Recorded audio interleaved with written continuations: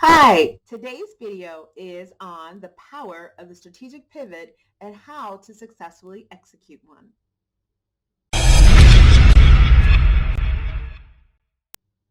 I'm Nile Harris, a life strategist, business consultant, and speaker, working with growing and transitioning entrepreneurs and professionals to pursue their passion with a plan by gaining clarity, setting goals, and getting things done.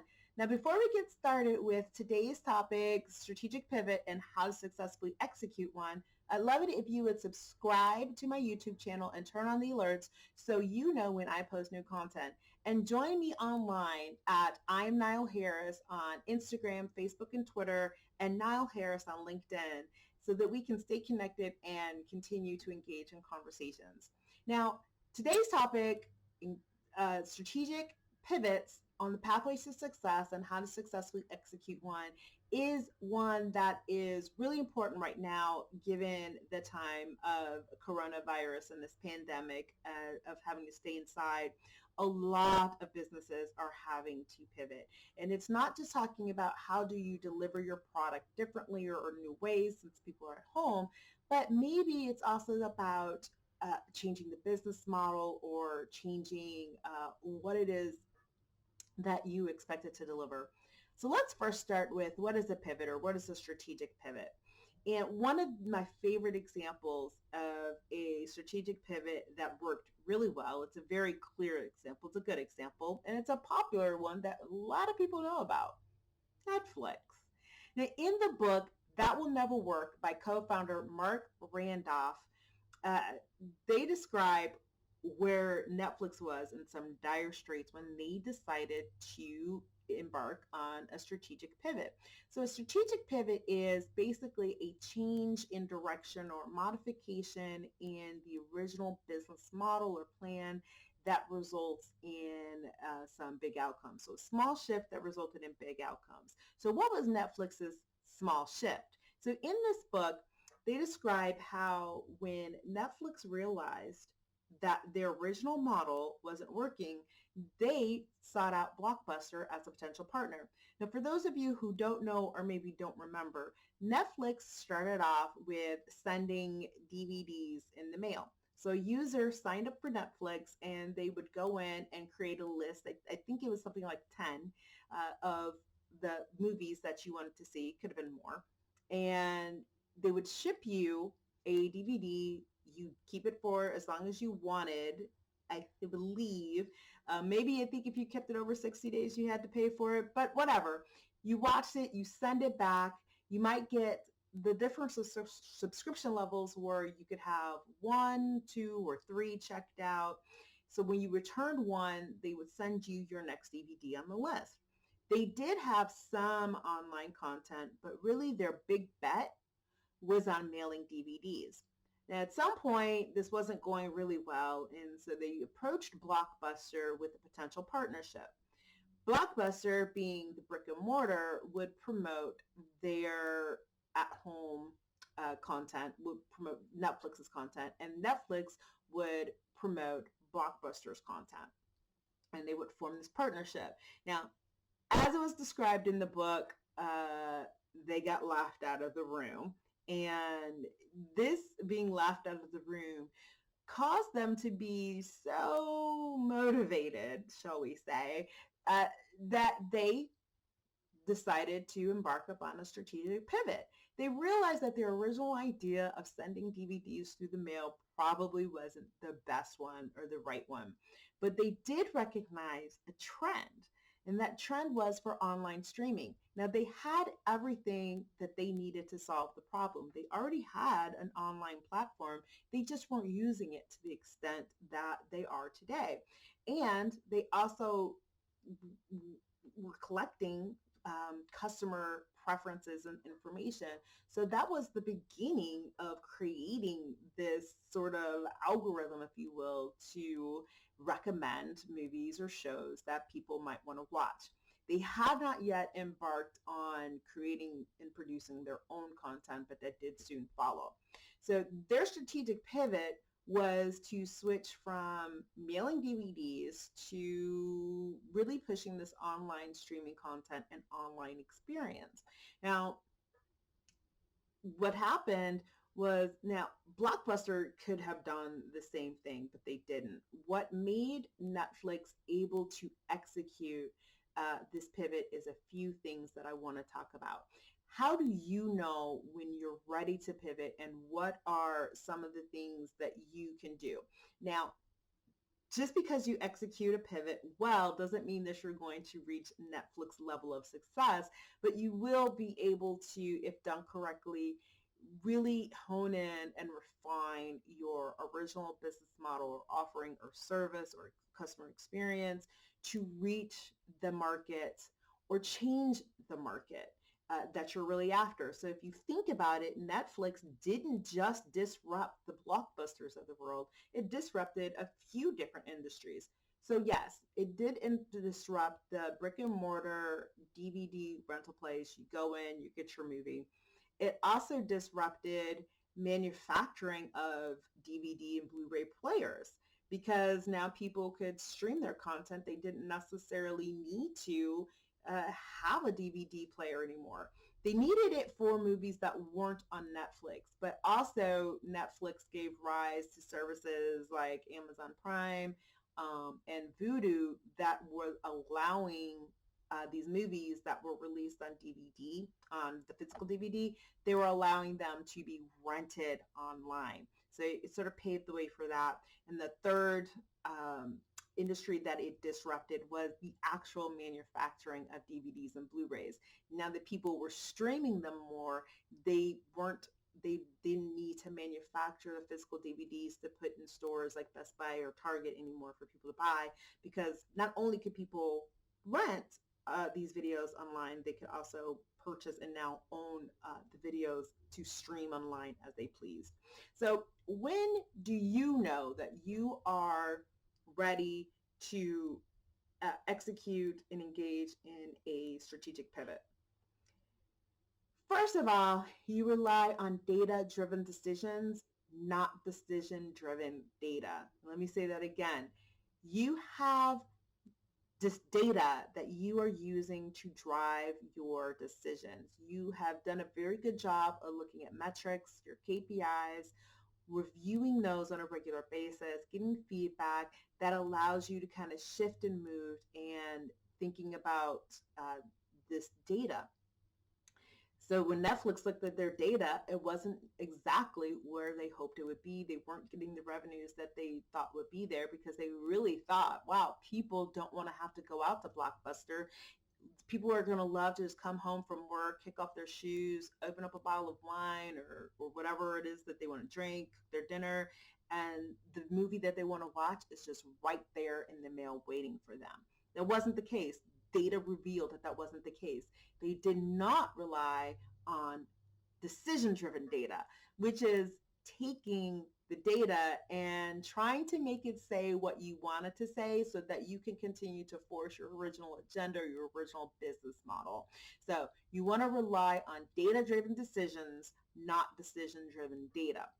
You gotta let go of that ego. So that's the second thing of how you know and how you're going to execute. You got to be honest with yourself. You got to look at that data and you have to be honest with yourself, and you have to let go of the idea that your original business model, your original strategy was the right one. It might not have been. And that's okay. And like I said, look at Netflix. They are like, maybe this wasn't the best model because they were thinking about it from their point of view. But also keep in mind, at the point when Netflix was sort of making this change, social media hadn't yet, it was in its infancy. So they didn't really know, there wasn't like this huge online presence, and people would have been like, duh, of course you want to stream. But they looked at the trends, they let go of that ego, they focused on data, not decisions, and they became extremely introspective and uncomfortable with their original assertions.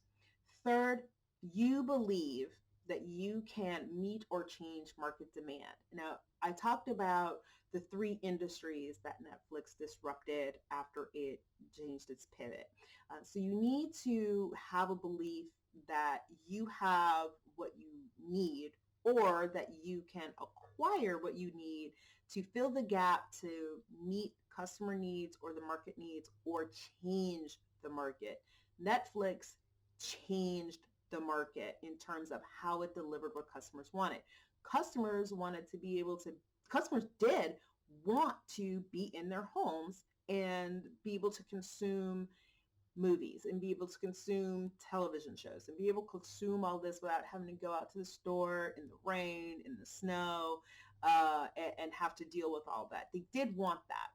The DVD thing was slow, was clunky. They didn't really like that. They wanted a little bit more instant. They didn't want to, okay, I've watched this video. Now I have to wait, a week or 2 weeks to get my next video. That was the part they missed. So they made a small shift. They were still meeting that consumer demand for content. They just changed how they delivered it. And that in and of itself changed and disrupted the market. So you have to believe that you can do that. You have to find the resources, figure out what the gap is, and be able to fill that. Netflix, like I said, had what they needed to be able to do that. They just had to reorganize the blocks and deliver and see that picture differently. Now, do you have what it takes to deliver the pivot? And this is what I mean by that question, right? I've talked about how you could and what are the different components, but do you have what it takes? And Netflix did. And one of the most important things that they had, there are two things that you need. And they had one of the most important things, which was the right people and the right mindset. In the book, it describes that they were really motivated and inspired by not just the way Blockbuster turned them down. The fact that Blockbuster told them to turn them down and said no, it was sort of the being laughed out of the room that they focus on and then really think about. And that was like, they're like, we're gonna succeed no matter what. And that's a warrior spirit right there, right? So when I talk about reigniting the warrior spirit or having the warrior spirit, that's a warrior spirit. The no didn't matter. They were going to succeed no matter what. They were going to succeed in spite of the no. So they had the right mindset and the right people to pull off that pivot. Now you want to ask why Blockbuster wasn't able to make that pivot. And this is very interesting. So there are a lot of conversations about, why Blockbuster, who subsequently ended up filing for bankruptcy, as we most of us know, uh, why did Blockbuster not make it and Netflix ultimately did? Was it karma? No. So when you look at Blockbuster, their operational and business model was substantially different from Netflix. It wasn't that Blockbuster didn't see the trend. It wasn't that Blockbuster wasn't, didn't believe that it was, things were going to become digital and streaming. That wasn't it. It wasn't even that they didn't have a warrior spirit. They were so operationally sound that they didn't necessarily have the ability to pivot that quickly. And part of their business model, and you might not have known this, but Blockbuster made a good portion of its revenue from late fees, not necessarily the rental fees.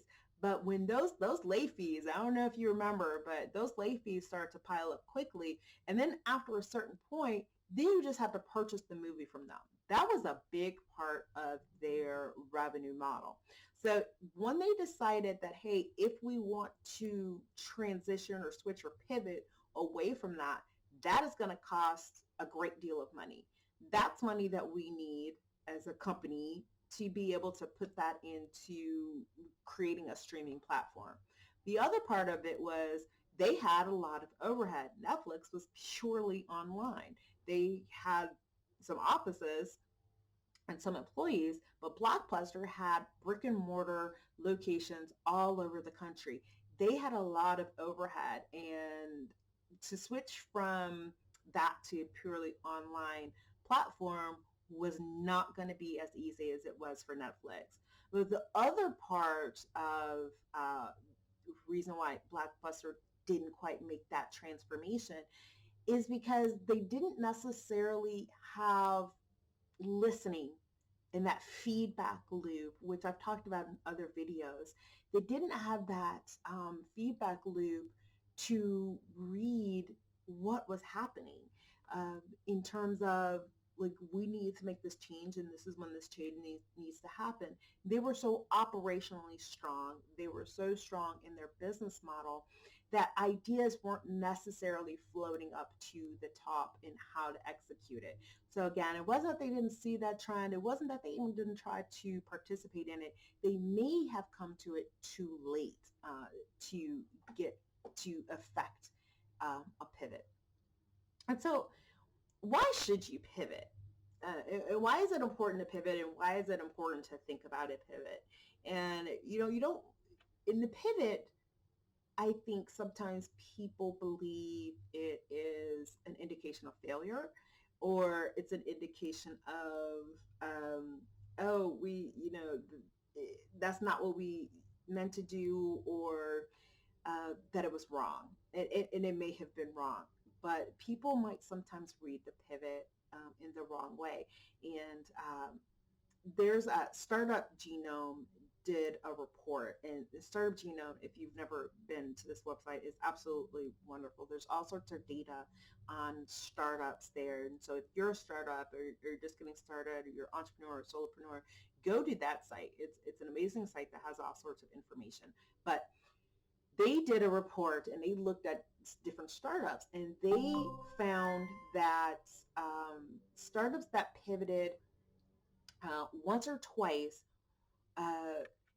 raised 2.5 times more money than startups that didn't. And that was potentially because they ended up in the pivot, found the right pathway, ended up finding that right target customer base, refine their value proposition.